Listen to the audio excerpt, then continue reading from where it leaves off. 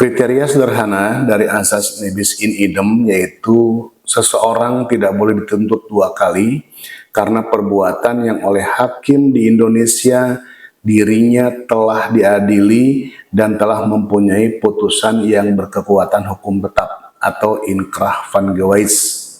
Hal tersebut tertuang dalam ketentuan pasal 76 Kitab Undang-Undang Hukum Pidana. Di sini kita masih menggunakan KUHP yang lama ya.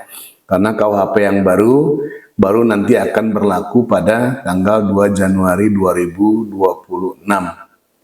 Lalu apa saja kriteria dari nebis in idem tersebut? Mari kita simak ulasannya.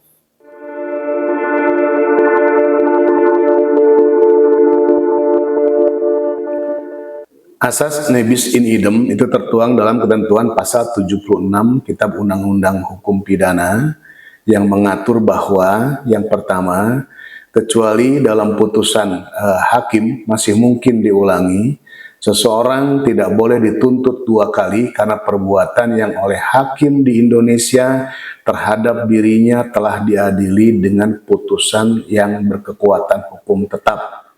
Dalam artian, hakim Indonesia termasuk juga hakim pengadilan swapraja dan adat di tempat-tempat yang mempunyai pengadilan-pengadilan tersebut. Yang kedua, jika putusan yang berkekuatan hukum tetap tersebut berasal dari hakim lain, maka terhadap orang itu dan karena tindak pidana itu pula tidak boleh diadakan penuntutan. Dalam hal yang pertama, putusan berupa pembebasan dari tuduhan atau lepas dari tuntutan hukum. Yang kedua, putusan berupa pemidanaan dan telah dijalani seluruhnya atau telah diberi ampun atau wewenang untuk menjalankannya telah hapus karena daluarsa. Pada pasal 76 KUHP ini juga diletakkan suatu dasar hukum yang disebut dengan nebis in idem. Artinya, orang tidak boleh dituntut dua kali atas suatu perbuatan yang telah diputus oleh hakim. Kita bisa melihat referensinya pada penjelasan KUHP Susilo ya, yang menjelaskan bahwa tujuan daripada teori nebis in idem ini yaitu yang pertama, jangan sampai pemerintah berulang-ulang membicarakan tentang suatu peristiwa yang sama.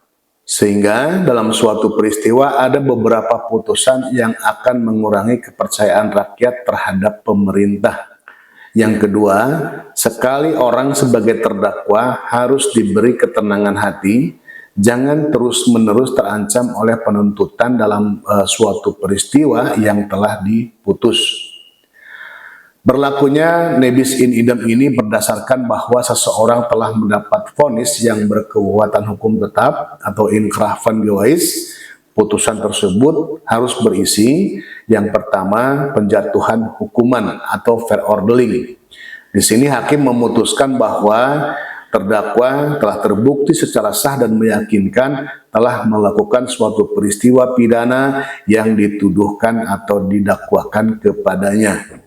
Yang kedua, pembebasan dari segala tuntutan atau ontslag van rechtvervolging, yaitu hakim memutuskan bahwa suatu peristiwa yang dituduhkan kepadanya terbukti secara sah dan meyakinkan, namun peristiwa tersebut bukanlah merupakan suatu tindak pidana atau terdakwa tidak dapat dihukum karena tidak dapat mempertanggungjawabkan perbuatannya.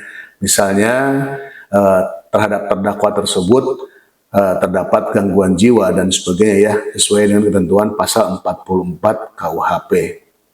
Yang ketiga yaitu terkait dengan putusan bebas atau prisprak, yaitu hakim memutuskan bahwa peristiwa yang dituduhkan kepada terdakwa tidak cukup bukti.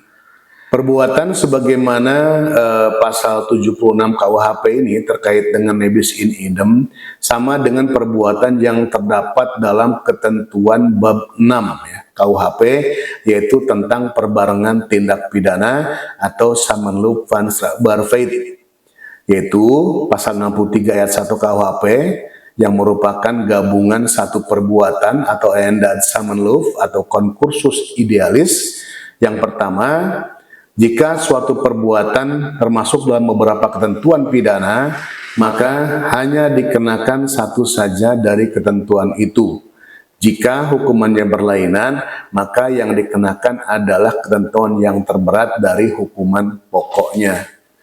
Misalnya, seseorang memiliki niat untuk menghilangkan nyawa si A dengan motif dendam.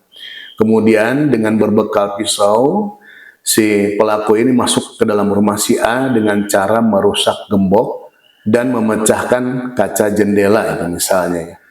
Setelah berhasil masuk ke dalam rumah, kemudian si pelaku menusukkan pisau ke arah dada si A berkali-kali sampai dengan si A meninggal dunia. Setelah berhasil menghilangkan nyawa si A, kemudian si pelaku melihat adanya laptop milik si A di atas meja. Timbullah niat si pelaku tersebut untuk mengambil laptop tersebut. Pada contoh perbuatan tersebut terdapat beberapa gabungan tindak pidana atau gabungan perbuatan yang dapat dihukum, yaitu yang pertama, pengrusakan gembok, pagar, dan kaca jendela. Itu diancam dengan ketentuan pasal 406 KUHP dengan ancaman hukuman 2 tahun 8 bulan. Yang kedua yaitu mord, ya, atau menghilangkan nyawa orang lain dengan cara direncanakan terlebih dahulu, yaitu sesuai dengan ketentuan pasal 340 KUHP, ancamannya adalah ancaman hukuman mati atau seumur hidup atau penjara 20 tahun. Yang ketiga itu terkait dengan pencurian laptop, ya, itu sesuai dengan ketentuan pasal 362 KUHP dengan ancaman hukuman 5 tahun. Pada peristiwa ini yang dihukum adalah yang terberat hukumannya, yaitu mord atau menghilangkan nyawa orang lain dengan perencanaan terlebih dahulu sesuai dengan ketentuan pasal 340 KUHP.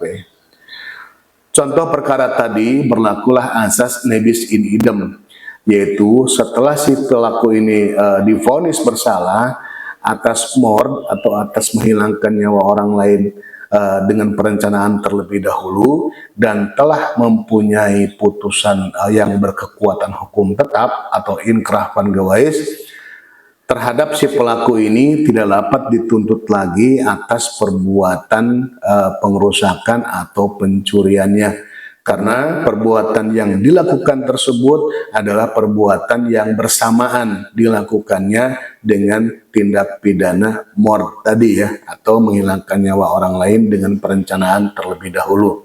Jadi ketika mordnya sudah divonis dan berkekuatan hukum tetap, maka perbuatan lainnya seperti pengerusakan ataupun pencuriannya tidak dapat lagi diajukan penuntutan kembali, ya, terkait dengan perkara tersebut. Mungkin itu penjelasan terkait dengan nebis in idem. Demikian, terima kasih.